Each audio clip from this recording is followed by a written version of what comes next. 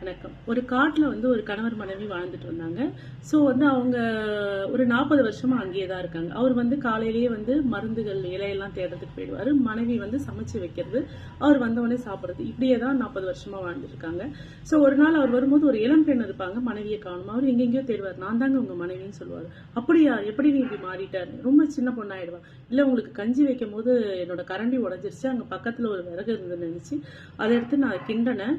அப்போ அந்த கஞ்சி கருப்பாயிடுச்சு. ஸோ அந்த கஞ்சி எடுத்து நான் ஓரமாக வச்சுட்டு உங்களுக்கு வேற கஞ்சி வச்சுட்டு நான் அந்த கஞ்சியை குடிச்சிட்டேன். நான் குடிச்சோடனே இப்படி ஆயிட்டேன். ஐயோ, அந்த குச்சியை தான் நான் ரொம்ப நாளாக தேடிட்டு இருக்கேன், அது எங்க இல்லை, உங்களுக்கு 2வது கஞ்சி வச்சேன் பார்த்தீங்களா, அப்போ அந்த குச்சியை நான் எரிச்சிட்டேன் அப்படின்னு.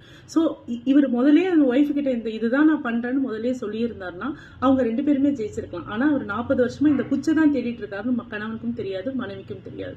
மனைவி கிட்ட அவர் ஷேர் பண்ணல. கதை எப்படி இருந்துச்சு சொல்லுங்க. ஸோ உண்மையா இருக்கணும்ன்றது தான்.